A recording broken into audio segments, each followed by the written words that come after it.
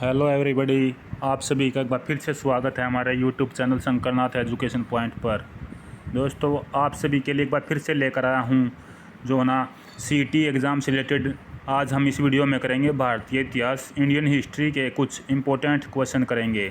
दोस्तों, ये आप सभी के लिए एक प्रैक्टिस सेट की तरह रहेगा। मैं आपसे क्वेश्चन बोलूँगा, आपको आंसर देने का कुछ टाइम दूँगा, आप आंसर दीजिएगा अपना आंसर, फिर मैं आंसर बताऊँगा, आंसर मैच कीजिएगा। यदि पहली बार दोस्तों चैनल पर आए हैं तो चैनल को सब्सक्राइब करिएगा। चलिए दोस्तों, शुरू करते हैं आज की इस वीडियो को। सबसे पहला ये क्वेश्चन आप सभी के लिए सिंधु घाटी से रिलेटेड रहेगा, जो प्रागैतिहासिक काल और हड़प्पा सभ्यता में क्वेश्चन आते हैं। दोस्तों, सबसे पहला क्वेश्चन है, सिंधु घाटी सभ्यता के शहरों की गलियाँ कैसी थी। बहुत बार क्वेश्चन पूछा जाता है, आप आंसर करिएगा। दोस्तों, इसका आंसर रहेगा दोस्तों चौड़ी और सीधी। चौड़ी और सीधी इस क्वेश्चन का आंसर रहेगा। आपको दोस्तों मैं 1 या 2-3 सेकंड ज़रूर दूंगा क्वेश्चंस का आंसर करने के लिए। आप अपना आंसर अपने मन में सोचिएगा, उसके बाद आप आंसर कीजिएगा, और जो मैं आंसर बोलूँ उसके बाद आप आंसर मिलाइएगा, आपका ठीक है या गलत। उसके बाद अगला क्वेश्चन है दोस्तों, हड़प्पा और मोहनजोदड़ो के खंडर निम्नलिखित में से किस नदी के तट पर पाए जाते हैं। हड़प्पा और मोहनजोदड़ो के जो खंडर हैं वे किस नदी के तट पर पाए जाते हैं, आंसर कीजिएगा। दोस्तों, इसका आंसर रहेगा दोस्तों रावी नदी। रावी नदी के तट पर जो हड़प्पा और मोहनजोदड़ो के खंडर पाए जाते हैं। उसके बाद अगला क्वेश्चन अभी, सिंधु घाटी सभ्यता की लिपि कौन सी है, आंसर कीजिएगा दोस्तों इस क्वेश्चन का। सिंधु घाटी सभ्यता की लिपि कौन सी है। तो सिंधु घाटी सभ्यता की लिपि है दोस्तों अज्ञात लिपि, क्योंकि आप जानते हैं चित्रात्मक तरीके से लिपि बनाई जाती थी। तो ना तो इसमें कोई तमिल है, ना खरोष्टी और ना ब्राह्मी। अभी तक इनकी लिपि जो ज्ञात हुई नहीं है, तो इनकी लिपि रहेगी दोस्तों अज्ञात। उसके बाद अगला क्वेश्चन अभी, मोहनजोदड़ो। देखिए, मोहनजोदड़ो मैं बता देता हूँ आपको, वर्तमान में पाकिस्तान में है दोस्तों ये शहर, ठीक है। मोहनजोदड़ो में सबसे बड़ा भवन कौन सा है, तो आंसर कीजिएगा इसका भी। मोहनजोदड़ो में सबसे बड़ा भवन कौन सा है। तो मोहनजोदड़ो में सबसे बड़ा भवन अभी धान्यागार, ठीक है, जहाँ पर धन का जो ना सेव सुरक्षित किया जाता है, या भंडार कह सकते हैं दोस्तों उसे हम, धान्यागार। उसके बाद अगला क्वेश्चन अभी, विशाल स्नानागार यानी ग्रेट बाथ, वो कहाँ से मिला था। देखिए, 2 बड़े स्थल हैं दोस्तों, धान्यागार और विशाल स्नानागार है। लेकिन मोहनजोदड़ो में पूछ ले धान्यागार, सिंधु सभ्यता में पूछ, सिंधु में पूछ ले तो स्नानागार। तो अगला क्वेश्चन यही है कि विशाल स्नानागार ग्रेट जो बात है दोस्तों, वो कहाँ से मिला है, आंसर कीजिएगा भी इसका। तो ये भी मिला है दोस्तों आपके मोहनजोदड़ो से, क्योंकि मोहनजोदड़ो जो सिंधु सभ्यता का प्रमुख स्थल है, यहाँ से जो ना बड़ा तो रहेगा इसमें धान्यागार, और दोनों ही बड़े हैं, लेकिन आंसर आपसे बड़ा पूछ ले तो धान्यागार रहेगा, और स्नानागार भी जो है वो भी दोस्तों मोहनजोदड़ो से ही मिला है। उसके बाद अगला क्वेश्चन अभी, सिंधु घाटी के लोगों की एक महत्वपूर्ण रचना निम्नलिखित में से किसकी मूर्ति थी, तो आंसर कीजिएगा इसका, किसकी मूर्ति थी महत्वपूर्ण रचना सिंधु घाटी लोगों के लिए। इसका बहुत ही इजी आंसर है, अभी नृत्य करती हुई बालिका। नृत्य करती हुई बालिका इसका आंसर रहेगा। उसके बाद 7वां क्वेश्चन है, देवी माता की पूजा किससे संबंधित थी। देवी माता की पूजा किससे संबंधित दोस्तों, आंसर कीजिएगा इसका भाई। तो इसका आंसर अभी सिंधु घाटी सभ्यता के लोग जो है ना देवी माता की पूजा करते थे, ठीक है। उसके बाद अगला क्वेश्चन अभी इसका आंसर कीजिएगा, सिंधु घाटी सभ्यता का पतन, या एक तरीके से देखिए ब्रैकेट में दे भी दिया है, बंदरगाह कौन सी थी। सिंधु घाटी सभ्यता का एकमात्र बंदरगाह कौन सा था, आंसर कीजिएगा। बहुत ही आसान क्वेश्चन है, बहुत ही इंपॉर्टेंट क्वेश्चन है भी ये सीईटी एग्ज़ाम के लिए आपके। तो इसका आंसर रहेगा अभी लोथल, एकमात्र बंदरगाह लोथल थी जो गुजरात में। उसके बाद अगला क्वेश्चन बंदरगाह से ही है दोस्तों, लोथल नामक बंदरगाह, लोथल नामक स्थान निम्नात्मक सभ्यताओं में से किसका जहाजी माल घाट था। देखिए, क्वेश्चन ऊपर वाले क्वेश्चन को उल्टा पलट कर दिया गया, थोड़ी सी लैंग्वेज बदल दी गई है कि जो लोथल नामक स्थान पर जो बंदरगाह दोस्तों, वो किसका जहाजी माल घाट था, यानी किस सभ्यता का दोस्तों जो है ना जहाजी माल घाट था। तो इसका आंसर कीजिएगा भाई।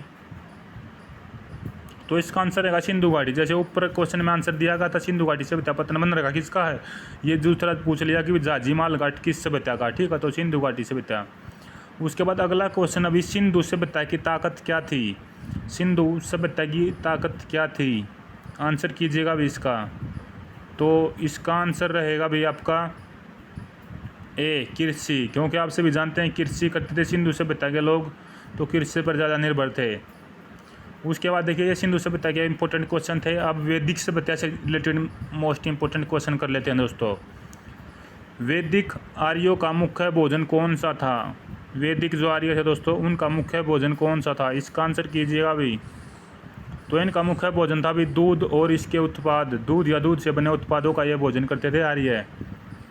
अगला क्वेश्चन, अभी निम्नलिखित में से कौन सा अन्न मनुष्य द्वारा सबसे पहले प्रयोग में लाया गया था?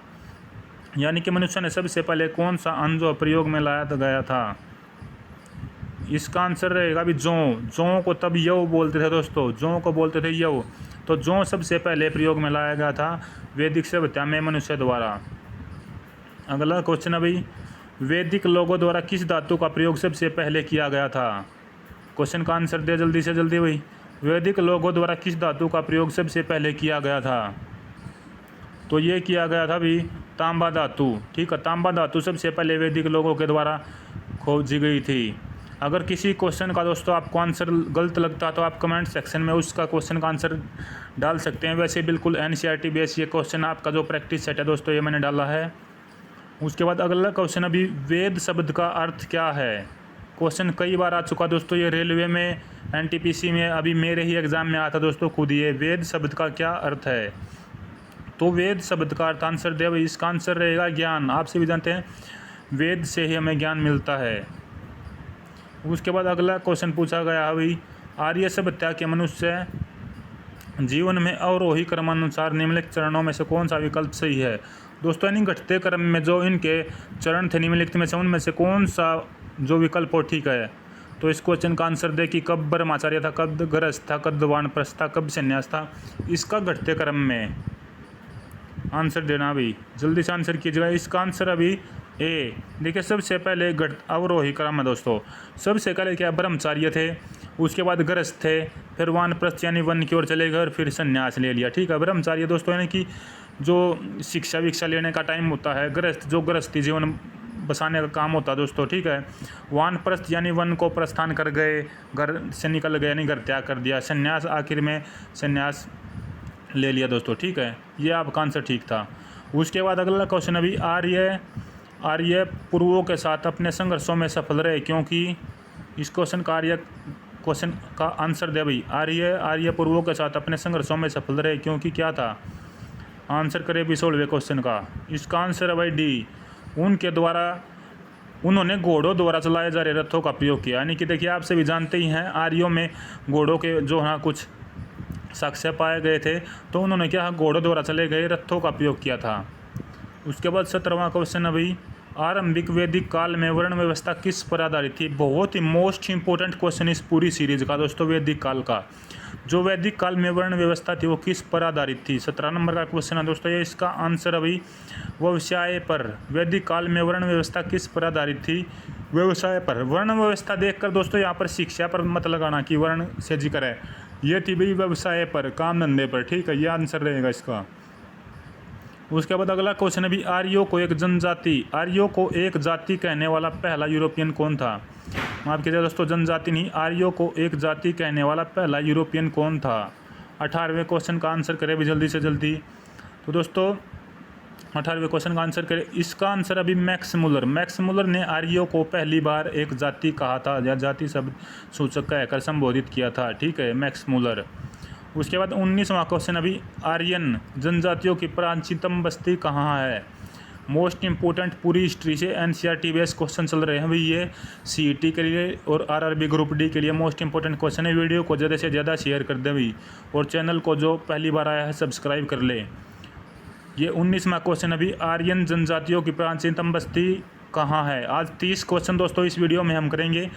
आर्यन जनजातियों की प्राचीनतम बस्ती है भाई सब सिंधु प्रदेश में, सब सिंधु प्रदेश इसका आंसर रहेगा। 20वां क्वेश्चन इसका अभी, वैदिक युग में राजा अपनी जनता से जो कर वसूलते थे उसे क्या कहते थे? अभी हाल ही में हुए एग्ज़ाम में शायद MTS में तो आया ही हुआ है, उससे पहले हरियाणा में जो एग्ज़ाम हुआ था दोस्तों FCI के एग्ज़ाम में आया शायद, वैदिक युग में राजा अपनी जनता से जो कर वसूलते थे उसे क्या कहते थे? वहाँ पर दोस्तों टैक्स का भाग लिया गया था, कितना भाग? 1/10 वसूलते थे। यहाँ पर नाम पूछ लिया गया उसे कहते क्या? भी जल्दी से जल्दी आंसर करें भी 20वें क्वेश्चन का। तो इसका आंसर रहेगा भी ए, बलि टैक्स उसे कहते थे, बलि। वैदिक युग में राजा जनता से जो टैक्स वसूलते थे उसे बलि कहते थे।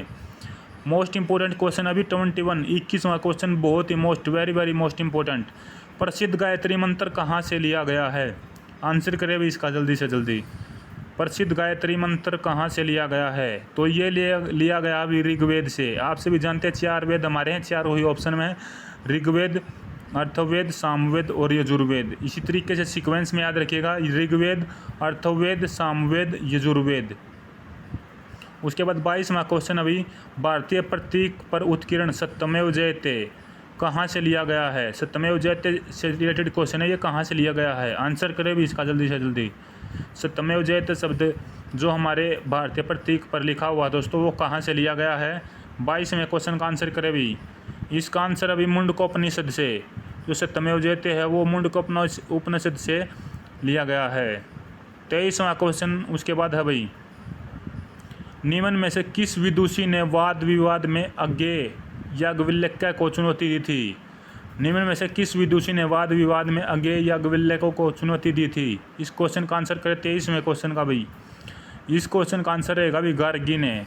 किस विदुषी ने वाद विवाद में अजय याज्ञवल्क्य को चुनौती दी थी? ये दी थी भी गार्गी ने। उसके बाद वैदिक सभ्यता से रिलेटेड ये इंपॉर्टेंट क्वेश्चन थे। अब चलते हैं भी बौद्ध और जैन धर्म पर, जो धर्म से रिलेटेड मोस्ट इंपॉर्टेंट क्वेश्चन हैं। सबसे पहले बुद्ध किस वंश से संबंधित था? यानी कि बुद्ध जो महात्मा बुद्ध थे वो किस वंश से संबंधित थे? इसका आंसर करें भी 24वें क्वेश्चन का, बुद्ध किस वंश से संबंधित थे? तो ये रहेगा दोस्तों शाक्य वंश से।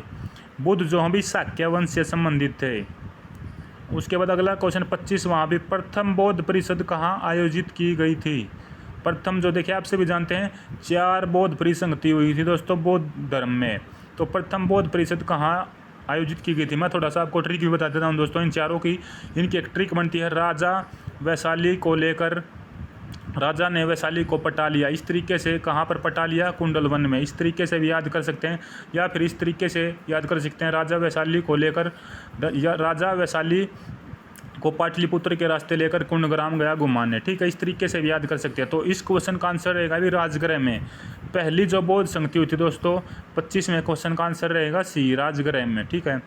उसके बाद दूसरा 26वां क्वेश्चन अभी, निम्न में से बौद्ध साहित्य की पहचान कीजिए। बौद्ध में क्या थे दोस्तों? बौद्ध साहित्य में त्रिपिटक थे, उपनिषद थे, अंग थे या आरण्यक थे? तो इस क्वेश्चन का मोस्ट इंपोर्टेंट क्वेश्चन ध्यान रखेंगे, अभी बौद्ध में त्रिपिटक थे। ठीक है, सूत पिटक, विद्या पिटक और अधिम पिटक, ये 3 पिटक दोस्तों इस बौद्ध धर्म में थे। अगला 27वां क्वेश्चन जो है दोस्तों, वो भी मोस्ट इंपोर्टेंट क्वेश्चन है कि बुद्ध ने अपना प्रथम प्रवचन कहाँ दिया था? FCI के पेपर में आया था दोस्तों, जब भी फिलहाल पेपर हुआ था, बुद्ध ने अपना प्रथम प्रवचन कहाँ दिया था? 27वें क्वेश्चन का आंसर करें भी। तो इसका आंसर रहेगा भी सारनाथ में। पहला उपदेश अगर आपसे पूछा इस क्वेश्चन में तो सारनाथ, अगर ज़्यादा पूछ ले दोस्तों श्रावस्ती में। ठीक है, पहला सारनाथ में, ज़्यादा पूछ ले कहाँ दिया? श्रावस्ती में। अगला क्वेश्चन उसके बाद अभी, धातु से बने सिक्के सबसे पहले कहाँ प्रकट हुए? धातु से बने सिक्के सबसे पहले कहाँ प्रकट हुए थे? 28वें क्वेश्चन का आंसर करें भी। धातु से बने सिक्के सबसे पहले कहाँ प्रकट हुए थे? ये हुए थे भी दोस्तों बुद्ध काल में। बुद्ध काल में धातु से बने सिक्के। 29वां क्वेश्चन है इसके बाद भी, प्रारंभिक बौद्ध धर्म ग्रंथों की रचना किसमें की गई है? प्रारंभिक बौद्ध धर्म ग्रंथों की रचना किसमें की गई है? तो आप सभी जानते हैं भी बौद्ध धर्म की भाषा पाली थी, तो पाली पाठ में इन ग्रंथों की रचना की गई है, पाली पाठ। आज की वीडियो का अंतिम और लास्ट क्वेश्चन है भी 30वां क्वेश्चन। आज 30 तक हम क्वेश्चन करेंगे, 30 क्वेश्चन के सेट दोस्तों इस हिस्ट्री से मोस्ट इंपॉर्टेंट क्वेश्चन जो CET के लिए भी हम करेंगे। बुद्ध को प्रबोध, यानी सीधी सिंपल सी बात मैं कहूँ दोस्तों तो कि बुद्ध को ज्ञान कहाँ पर प्राप्त हुआ था? प्रबोध एक तरीके से ज्ञान दोस्तों, बुद्ध को ज्ञान कहाँ प्राप्त हुआ था? तो इस क्वेश्चन का आंसर रहेगा भी बोध गया, बिहार में। बिहार में दोस्तों ये स्थान है, बोध गया बिहार में बुद्ध को ज्ञान प्राप्त हुआ था। तो दोस्तों ये आज हिस्ट्री के मोस्ट इंपॉर्टेंट CET से रिलेटेड क्वेश्चन जो प्रैक्टिस सेट आपके लिए था। जाहिर है आप सभी ने यहाँ पर 20+ स्कोर जिसका भी रहा दोस्तों बहुत ही अच्छा रहा है। आप कमेंट में कर सकते हैं कि 30 में से आपने कितने क्वेश्चन सही किए, तो कमेंट ज़रूर करें और वीडियो को ज़्यादा से ज़्यादा शेयर कर दे दोस्तों। चैनल पर पहली बार आए हैं तो चैनल को सब्सक्राइब करें। इस वीडियो में इतना ही, मिलेंगे फिर से दोस्तों कल के जो है इस प्रैक्टिस सेट में 30 क्वेश्चन दोबारा से।